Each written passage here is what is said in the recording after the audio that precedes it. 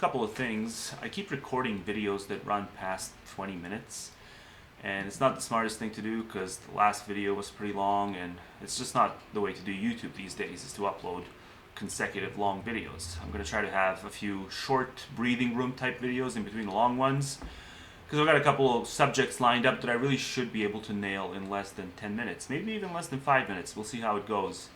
But yeah, I've got stuff that's recorded that just needs to be spaced out because it's too damn long. So in the meantime, I've got the ideal subject that I've been writing about for, let's say, 2 years almost, a year and a half, somewhere around that point. I've been writing about it on again, off again, and it just does my head in because there's this bizarre crossover when it comes to people who self-identify as negative utilitarians. And there's, just for the purposes of clarity, there's 4 negative utilitarian formulas by my count. There's the classical negative total utilitarian, there's the classical negative average utilitarian, there's the negative preference total utilitarian, and the negative preference average utilitarian. So there's 4 formulas. I'm not going to refer to those from here on out because they're a mouthful. I'll just refer to it all as just negative utilitarianism for the sake of simplicity. All right? So there's this crazy crossover between people who self-identify as negative utilitarian and deprivationalism. Right? So deprivationalism is the view that there are no authentic positive experiences. The only positive experience is merely a depletion of an already existing built-in negative experience. And you're just getting ever closer to neutrality when you're experiencing things that you perceive as positive. And there's a bizarre tendency to view that as the necessity to accept the negative utilitarian view.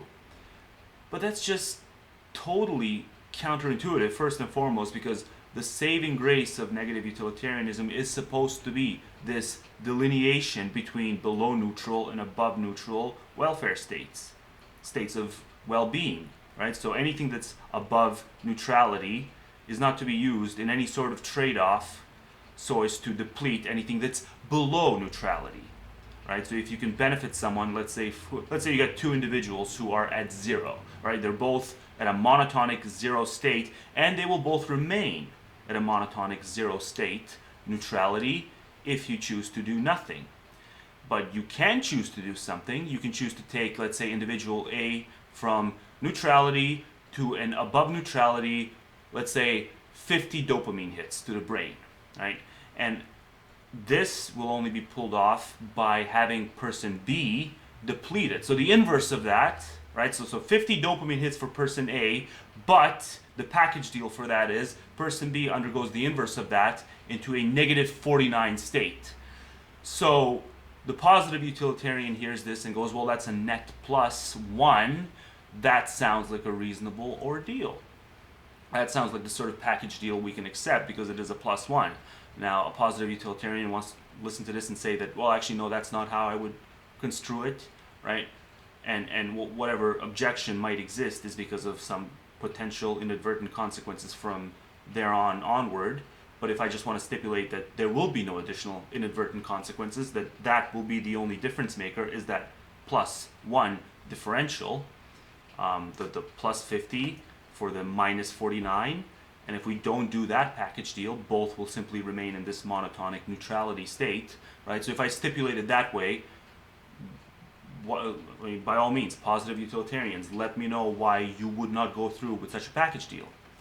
And both individuals are fully innocent, and it's just something that you get to do out of nowhere. You get to pluck it out of nowhere, these 2 divergent experiences, one positive, one negative. The negative ever so slighter than the positive. So negative utilitarian hears this and says, well, no, I wouldn't do it because you cannot trade off below neutral states for above neutral states. The problem is, if you're a deprivationalist or an anti-frustrationist, this line that I'm pointing here in the middle, this delineation line, doesn't really exist. Because as I stated at the beginning, the way you can characterize deprivationalism is by saying that there is no neutrality. There is no neutrality. The only neutrality is the optimal bliss. So the only way that actually this person who you're giving 50 dopamine hits to their brain, they're still not experiencing an authentic positive. They're just climbing ever so closer to neutrality, right? So even if a deprivationalist wants to say, I'm a negative utilitarian, well, how exactly are you willing to refuse trade-offs that a non-deprivationalist negative utilitarian would refuse? Because the non-deprivationalist negative utilitarian will understand that the neutrality is the actual neutrality. This bogus crap about the optimal blissful state being the only neutral state. No. The optimal blissful state is a genuinely positive state. And the genuinely neutral state is the neutral state. Right? And so like think about the cliche criticisms of utilitarianism. Just blank slate, bog standard utilitarianism. Like stuff about ancient Rome and gladiator wars and how the utilitarian, if you just put enough people in the stands, and if it makes enough people happy, the fact that you get the gladiators beating the shit out of each other can be compensated for by the fact that all that happiness ensued from them, well, beating the shit out of each other.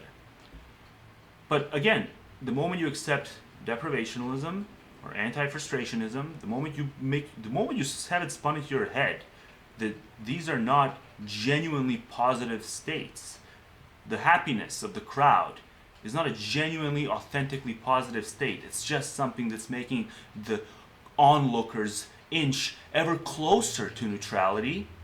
They're still below neutral.